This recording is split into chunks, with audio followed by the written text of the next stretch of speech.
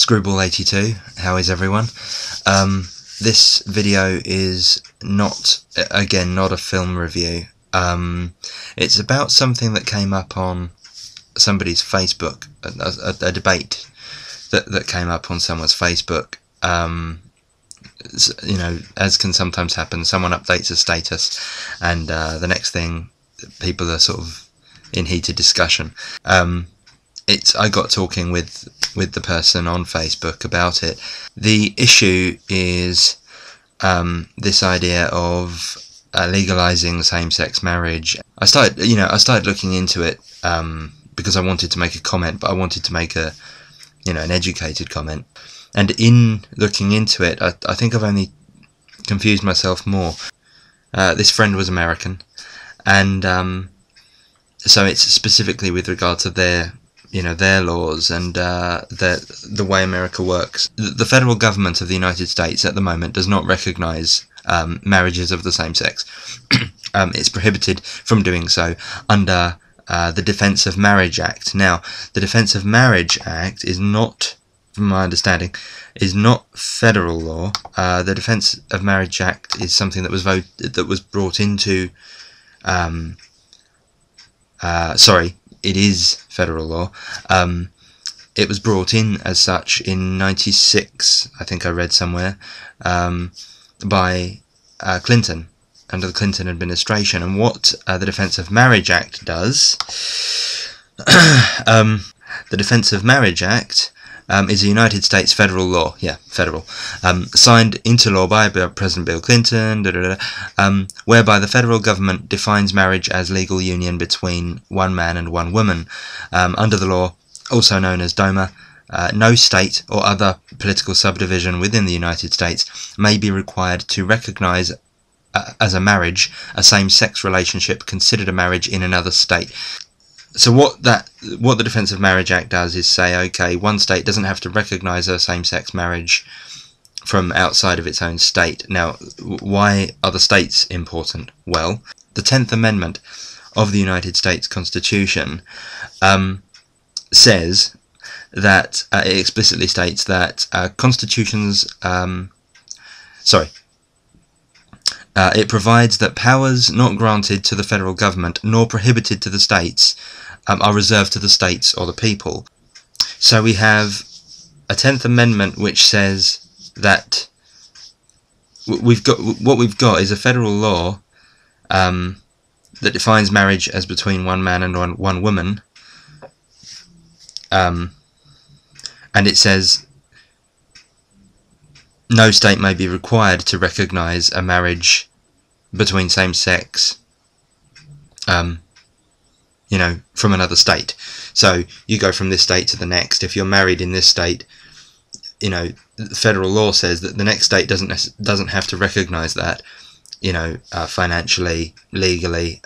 You don't have to be defined as married. That's what the Defence of Marriage Act states. Anyway, the point of all this is it creates this really odd grey area. The way I now understand it is so basically federal law still states that one state doesn't have to recognise another state's same-sex marriage, but the 10th Amendment allows each state to make their own decisions as to what a marriage is. That was under Clinton, introducing the DOMA. Now we have President Obama. So on Don't Ask, Don't Tell, gays in the military, President Obama agrees with the former chairman that the Don't Ask, Don't Tell needs to be repealed. The key test for military service should be patriotism, service of duty, and a willingness to serve. Discrimination should be prohibited. Gay and lesbian adoption. President Obama believes that we must ensure adoption rights for all couples and individuals, regardless of their sexual orientation. He thinks that a child will benefit from a healthy and loving home, whether the parents are gay or not. Gay marriage and civil union. Here we go. This is where we're getting to the crux of it. Although Barack Obama has said that he supports civil union, he is against gay marriage. But he does say, I try not to have my religious beliefs dominate or determine my political views on the issue. I do believe that tradition and my religious beliefs say that a marriage is something sanctified between man and a woman. And, you know, it's more than could be said for his predecessor, I suppose, who very much did let his religious views dominate his political moves. The point of all this, what I'm getting to is, and what I'm asking, and again, I stress, if there's anybody who watches this who maybe genuinely can help me, you know, sort out this grey area, I'd appreciate it. Barack Obama is obviously in this kind of struggle, on a personal struggle with it. He wants to be seen to be, he believes in the sanctity of a marriage between man and woman, but by the same token, he wants to be, you know, representative of all the people, and so he voted against. He's against what Clinton introduced, the idea of the defence of marriage. He's so in his words, he doesn't agree with, or he wants the important stuff, the legal rights, the financial benefits, and everything else that goes with being a married couple. You know, your gender is irrelevant. He wants that to be the case. I think you see where my confusion is. I've hit a brick wall in my mind.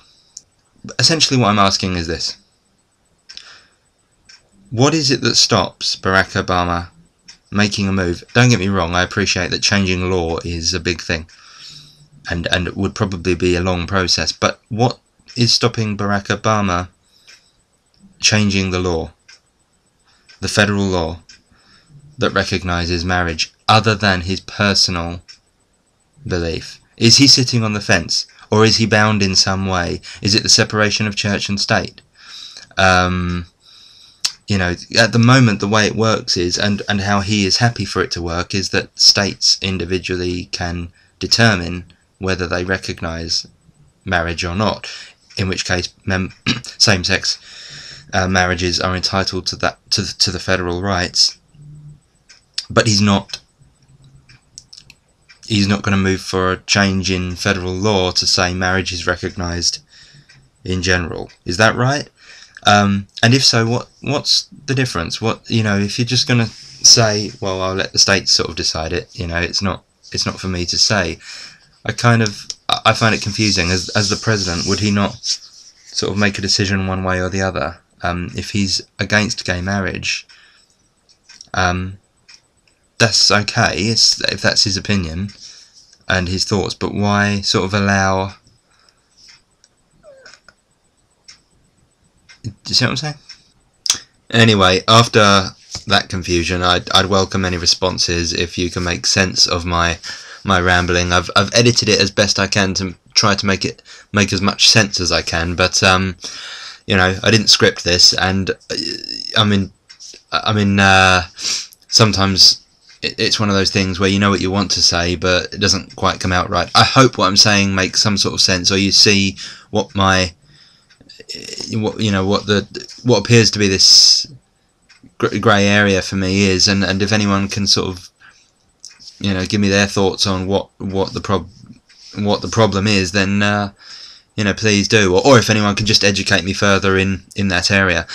Apart from America and Obama and all that stuff, the debate in general just seems, and I'm talking personally now, it just seems so pointless. I mean, a couple of these comments on this guy's status were indicative enough of a kind of an ignorance, or a kind of, I wouldn't go as far as to say hate necessarily, but you know, very, very right wing. And I just think I'm waiting for us to sort of, as a society, to move forward. I mean, I would love, I've said before, that if it was possible to live in a world that was sort of minus religion. I don't mean just taking it away tomorrow and saying, oh, you can't have it anymore. I mean, if I could somehow create a world where None of this sort of religious, poppycock was even there. It never existed. Religion doesn't happen. If I could create that kind of thing and nobody knew what it was, remembered what it was, nobody cared, I would love to live in that sort of society. Unfortunately, we don't. Religion is there, and it's there to stay, and I would never bash anybody's faith. Believe what you like, but I do think that these institutions really do brainwash and make you. We're human, we're another animal, and we have different, we're all different in all kinds of different ways, and people focus in on these different things that make us different, all these all these things that sort of pull us apart, like religion and our faith and our background and what our beliefs are, and they're all just, your beliefs are just, they're just what you're brought up with and what you come to know, and I don't see why. I wish we could all, as collectively, step away from it and just say, it doesn't matter. I don't understand how it matters or why it matters so much. If you're straight and you don't like it, how does it concern you anyway? You're never going to be involved with a homosexual, so why does it bother you? And if you, I can't get my head around this notion of having a big problem with, marriage being an issue regardless of who's getting married. Sanctity of marriage. It's like, well, marriage doesn't mean anything beyond what you give it anyway. The meaning you give it. Some people are married, but it's not worth the paper it's printed on. They're cheating left, right, and centre. And you get a gay couple who, are faithful for their whole life or whatever, but what difference is any of it making? I think all this stuff about religion saying, oh, my religion says that it's the sanctity of a man and woman. We are part of nature. Nature changes. Nature throws curveballs, but I don't even think that homosexuality is a curveball. It's something that's just part of the process. It's always been there. It's just not until relatively recently have we really come to sort of accept it and be, generally speaking, more okay with it. Another thing I find offensive is this notion that, and it still sits there, you still hear it in when people talk, this concern somehow about homosexuals around children, like somehow that's making a difference. But children need to be brought up in a balanced family environment. And I have to admit, at one point, I think I could say that I agreed with that. But, or at least, and I didn't agree with that. What I still think is, for the child's sake, there is a certain thing about, you have to be aware that if you're going to bring up a child in a same-sex marriage, you're going to hit a point where that child is possibly going to undergo some bullying and some ridicule. But then another part of me says, yeah, but bullying happens. Ridicule happens regardless. If it wasn't that, it would be something else. So, I don't know. The argument that it's not a good upbringing, the more you consider it, the more bollocks it is, because, there are some homosexuals who were brought up by completely straight, male and female, exposure to, both sexes equally through their upbringing, and they're just gay anyway. You've got single parent families. If you've just got a mother, what? Because you don't have a father figure, that's it, you're fucked, are you? I mean, I just really can't put any stock in that argument. So I just wish we could all kind of move forward. Maybe, and sometimes I think maybe I see it as too black and white. The notion that a human's just a part of nature and we just need to get on with it, and evolution happens and things change, and if you're not broad-minded enough to take it on, you're going to get left behind. That's kind of the way I see it. But hey, this video is just it was just an opportunity to raise that point, and I welcome any feedback or discussion, and thanks for listening. Bye.